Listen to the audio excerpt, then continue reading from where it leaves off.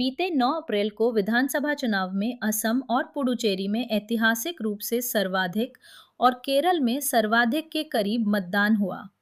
असम में 85.91% मतदाताओं ने वोट डाले, जबकि पुडुचेरी में ये आंकड़ा 89.97% और केरल में 78.27% था।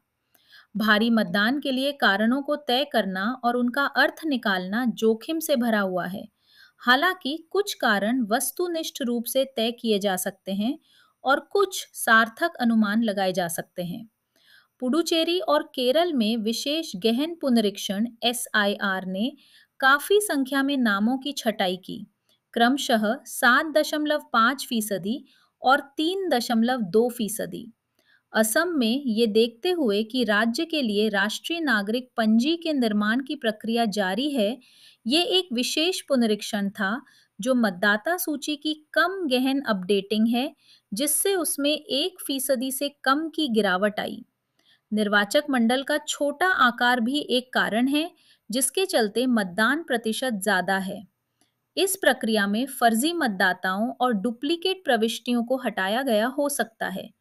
उच्च मतदान का एक और कारण ये है कि SIR/SR को लेकर मताधिकार छिन सकने की तीव्र चिंताओं के चलते मतदाताओं ने बूथ तक पहुंचने में ज्यादा दिलचस्पी दिखाई हो सकती है। उदाहरण के लिए असम में बड़ी संख्या में प्रवासी मतदाता मतदान के लिए घर आए। केरल में ऐसी कहानियां सामने आईं जो बताती हैं कि उसके पश्चिम एशिया से प्रवासी मतदाता जो चुनावी मौसम में यात्रा करते हैं, इस बार वहां चल रहे युद्ध के कारण यात्रा नहीं कर सके।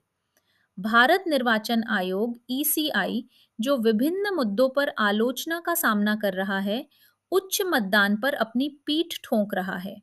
मुख्य निर्वाचन आयुक्त ज्ञानेश कुमार ने इसे न सिर्फ भारत के लिए बल्कि पूरे लोकतांत्रिक विश्व के लिए ऐतिहासिक प्रमाण करार दिया।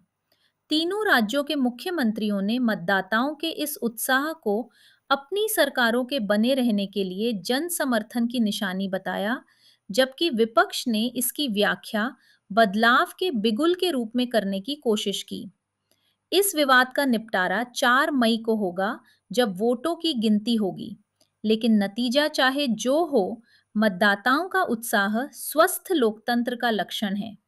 जो सटीक कारण है कि क्यों निर्वाचन आयोग को एसआईआर से जुड़े सभी विवादों को पाबंदी लगाने वाले के बजाय सक्षम बनाने वाले तरीके से निपटाना चाहिए। एसआईआर मतदाता सूचियों को साफ सुथरा बना सकता है, लेकिन इसका मतलब ये कभी नहीं होना चाहिए कि भूसे के साथ गेहूं को भी फेंक दिया जाए।